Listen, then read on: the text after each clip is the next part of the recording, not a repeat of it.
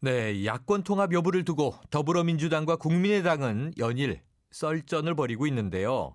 이 정의당은 지금 두 야당의 경쟁은 분열을 향한 경쟁이다 이렇게 지적하고 있습니다. 과연 야권은 통합과 연대를 이뤄낼 수 있을까요? 노회찬 정의당 공동선거대책위원장과 이야기 나눠봅니다. 위원장님 나와 계세요? 네, 안녕하십니까. 노희찬입니다. 네, 안녕하세요. 이 더불어민주당과 국민의당 야권 통합을 놓고 아주 갈등하고 있는데요. 점입가경이다 이런 이야기도 나오고 있는데 어떻게 보고 계세요?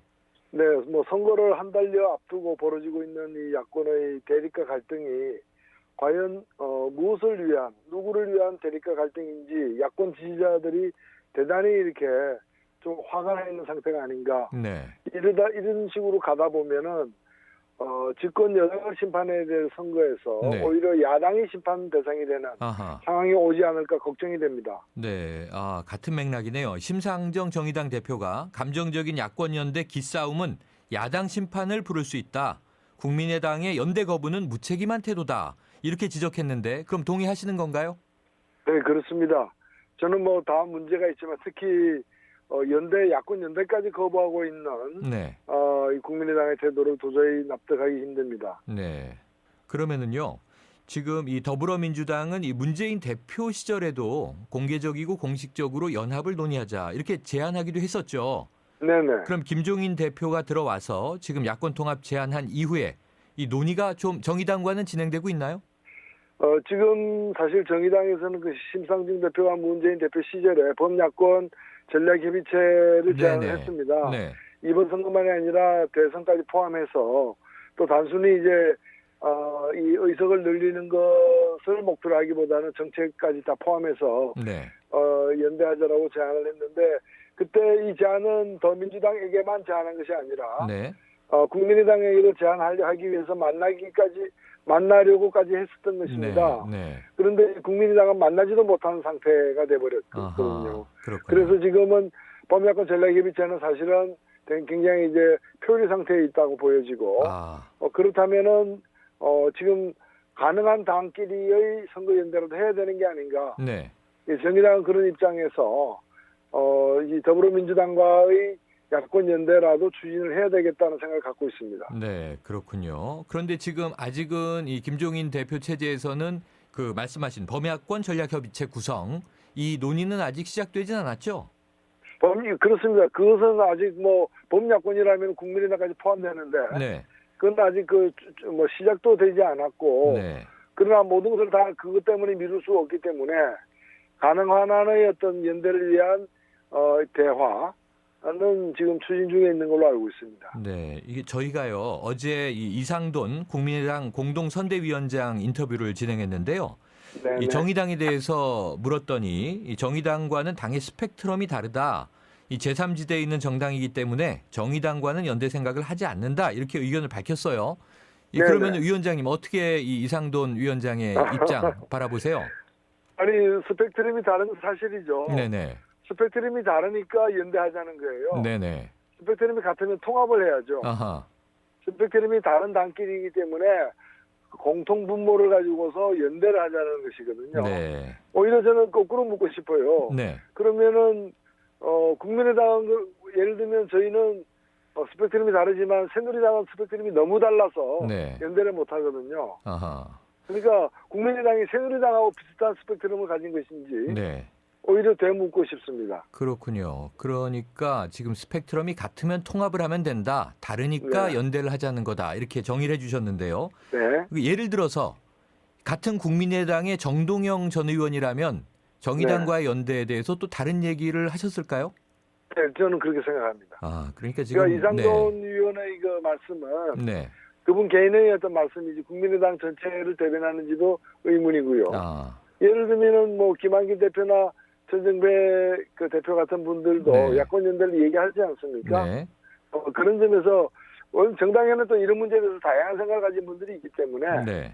한 개개인의 어떤 말씀보다는 당의 당론이 뭔가가 이제 따져져야 될 부분이라고 생각합니다. 네. 그럼 같은 당 안에도 또 다양한 스펙트럼을 가지신 분들이 모여 있는데 네. 어떤 경우에는 또 같이 몸을 담으시고 어떤 경우에는 또 연대를 할 수 없는지 좀 궁금해집니다. 자, 지금 이제 일여다야 구도로 총선을 치르게 되면 여당이 유리하다.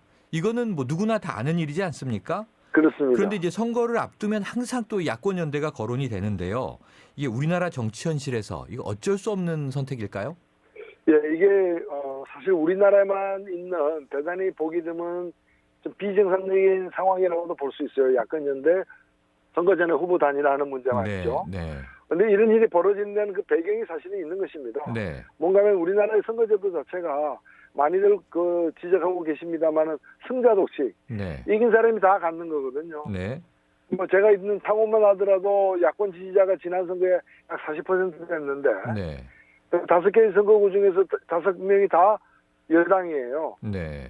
그러니까 야권 지지자들이 40% 있는데 의석은 100% 여당이 갖는 아하. 이런 그 선거제도의 문제가 있는데 네. 근데 선거제도가 지금 당장에 선거 앞두고 고칠 수가 없으니까 네. 이런 선거제도 문제를 갖다가 보완하는 방식 중에 하나가 야권 연대라고 저는 생각을 했다 합니다. 네. 그렇군요. 그래서 한석이라도 야권이 만들어내는 거 그렇게 함으로써 유권자들의 어떤 그런 의사 분포를 갖다가 비슷하게나마 반영시키는 거. 네.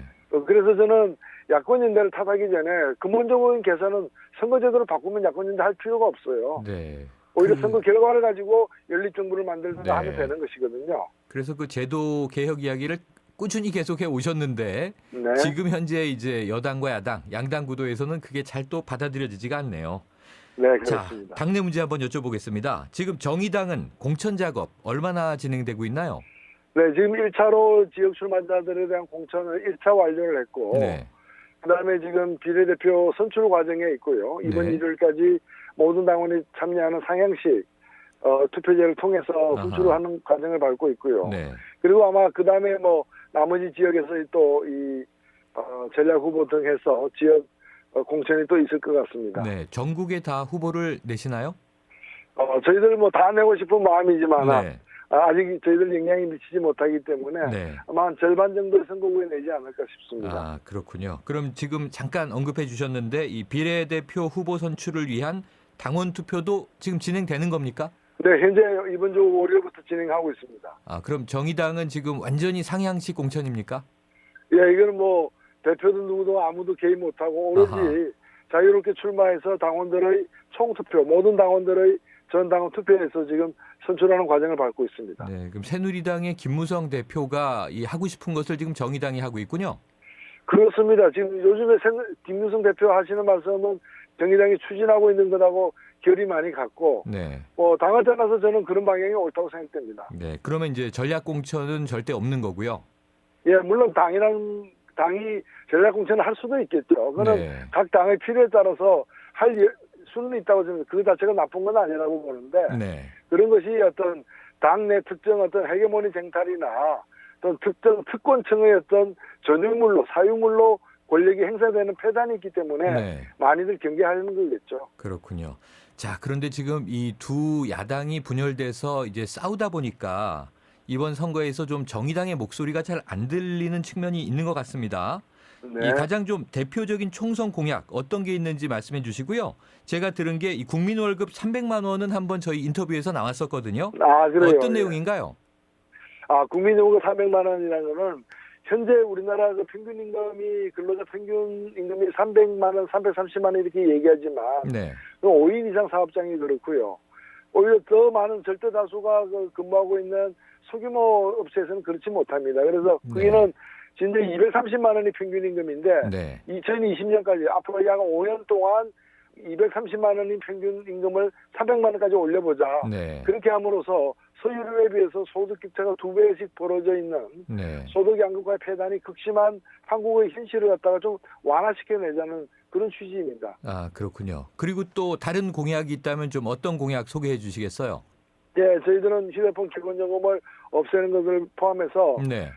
지금 이제 그 생활 필수적인 그런 항목들이 너무 어떤 특정 업체들의 어떤 이익을 과대 보장하는 등을 해서 힘듭니다. 네. 그래서 그걸 없애는 걸 포함해서 생활비를 줄이는 네. 생활비 부담을 줄이는 걸 주요 공약으로 삼고 있고요. 그 다음에 네.